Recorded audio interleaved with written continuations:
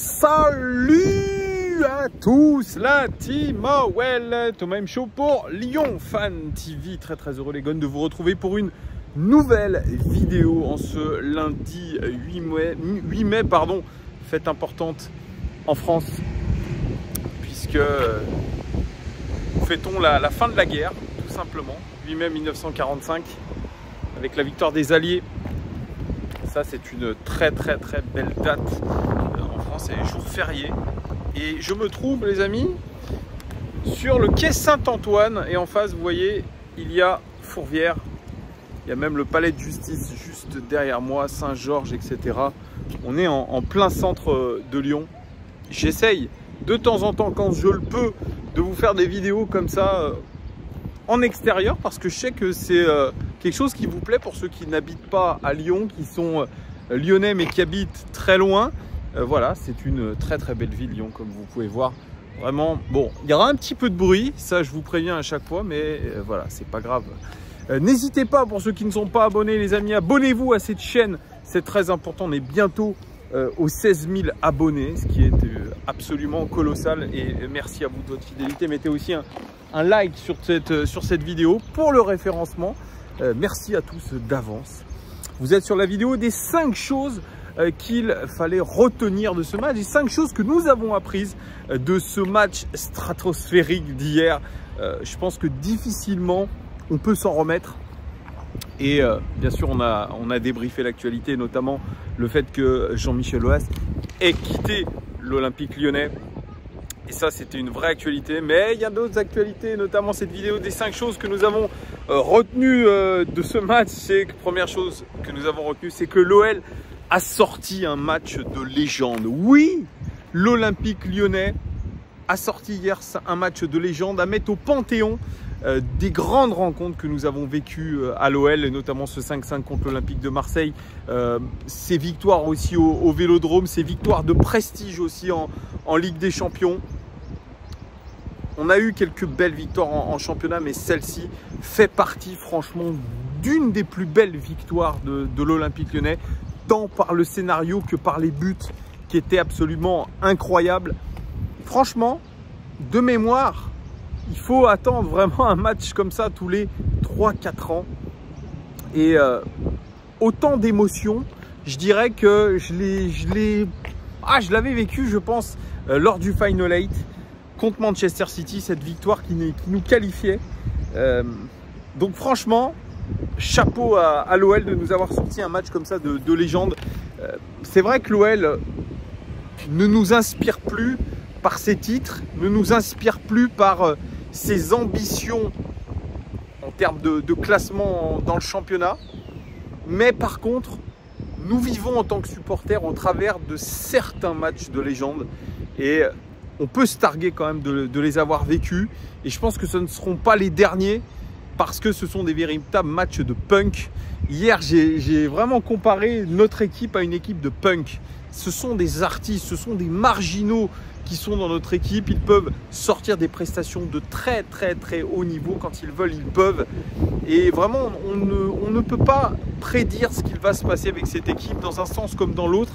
Et c'est ce qui fait un petit peu la magie. On aime autant les détester que les adorer. Et c'est pour ça que je vous dis que ça, pour moi, je les compare à des mecs, à des punks, à des types avec des crêtes fluo, des boucles d'oreilles, des tatouages de partout, des gros godillots, et puis des guitares aussi, ou des perfectos. Voilà, ce sont des véritables punks. Et tant mieux pour nous, parce que parfois, c'est beau.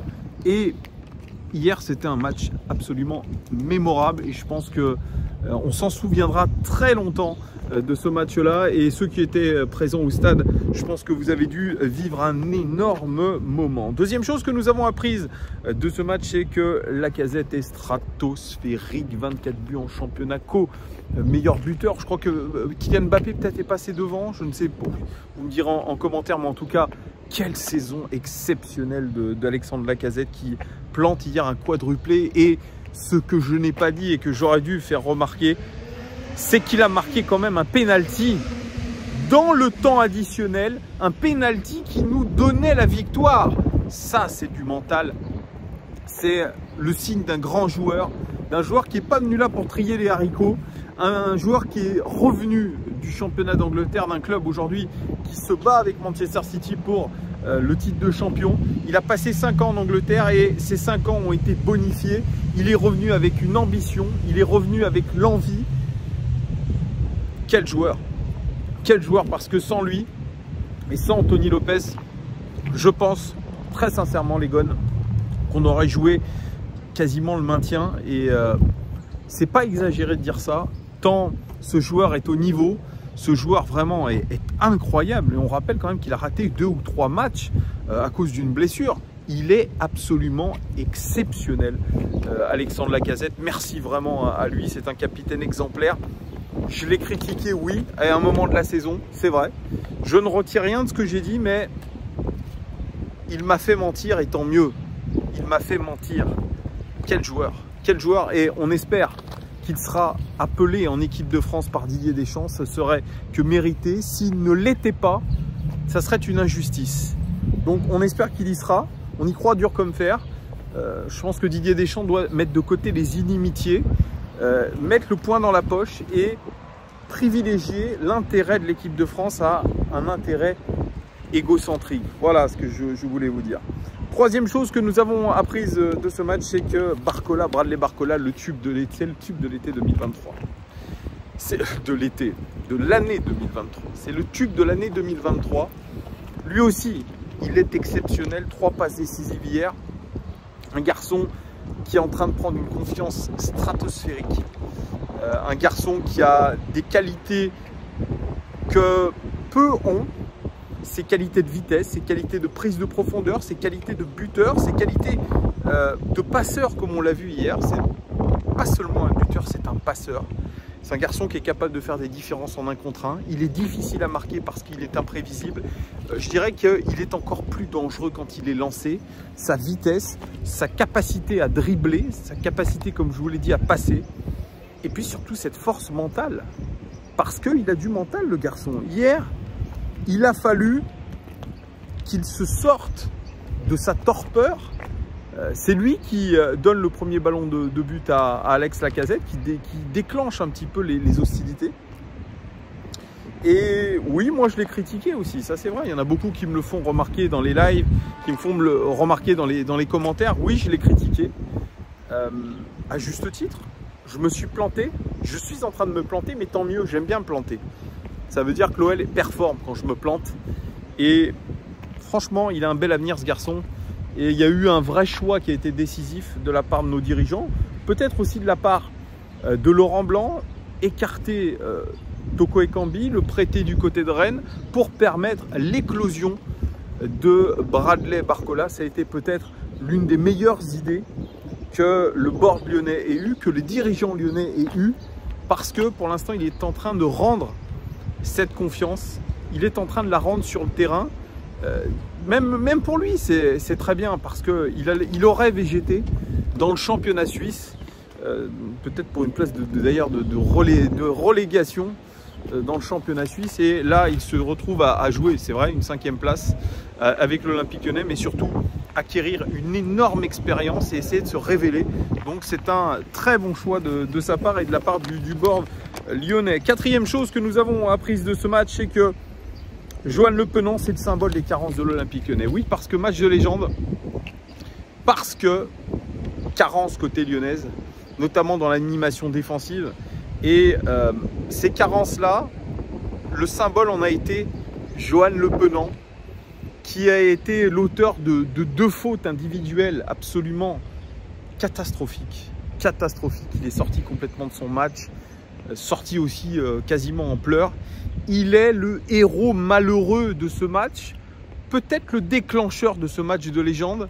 On retiendra sa prestation comme celle qui aura permis à l'OL de sortir un match de fou, de folie, épique.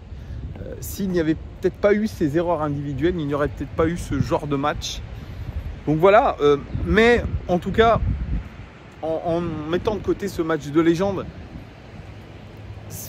on a eu trop d'erreurs individuelles cette saison qui nous ont coûté très cher, qui nous coûtent peut-être aujourd'hui le podium, l'Europa League, la Ligue des Champions.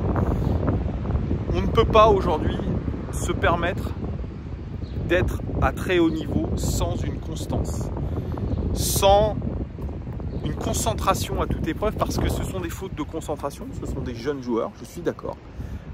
Ils vont, je pense, devoir progresser, c'est sûr, dans la gestion de leur match, dans la gestion émotionnelle, parce que Johan Le Penant, il a été un acteur majeur de la première partie de championnat, notamment sous Peter Bosz.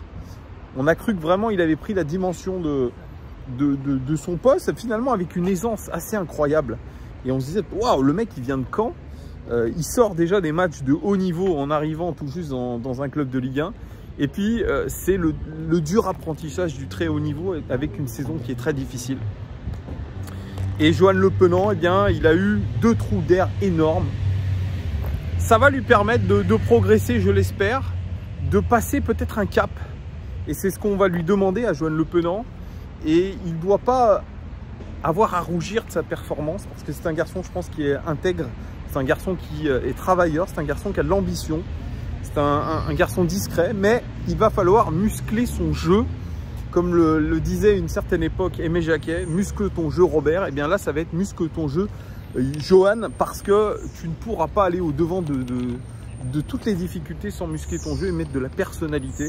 Donc ça va être un de ces axes d'amélioration, en tout cas, à Johan Le Penant. 5e et dernière chose que nous avons apprise de ce match, c'est que l'OL est plus que jamais au coude à coude pour la 5e place. L'OL devait absolument gagner, puisqu'il y a eu contre-performance de Rennes, il y a eu contre-performance de Lille. On peut imaginer, avec les 4 derniers matchs, 12 points à prendre, que l'OL va aller chercher cette 5e place. Ça sera forcément pas évident, c'est sûr. Mais cette victoire stratosphérique a peut-être forgé quelque chose, a peut-être mis dans la tête des joueurs l'envie de se surpasser ensemble, collectivement, aller chercher cet objectif-là. Parce qu'une saison encore sans Coupe d'Europe, ce serait catastrophique. C'est peut-être là aussi pourquoi John Textor a fait ces changements radicaux, ce changement radical maintenant. Créer une sorte d'électrochoc. Le coach Laurent Blanc aussi, eh bien, n'y survivrait pas, parce qu'il faudrait aussi du changement au niveau du manager. Donc, l'OL a tout intérêt à aller chercher cette 5e place. On peut y croire. Ça serait quand même décevant, une 5e place, mais c'est mieux que rien. Et l'OL validerait une 2e partie de saison absolument incroyable. Donc, j'espère qu'ils vont aller chercher cette 5e place de Conference League. Ça permettrait de voir notre équipe jouer tous les 3 jours. Et ça, quand vous êtes joueur de foot, ça permet de rassembler tout le monde, de créer de la concurrence et surtout de rester un minimum compétitif tout le temps. Voilà ce que je pouvais vous dire, les gars, sur ces 5 choses que nous avons apprises de ce match historique, légendaire. Dites-moi tout en commentaire, est-ce que vous êtes d'accord avec moi? Je vous dis à très bientôt, ciao!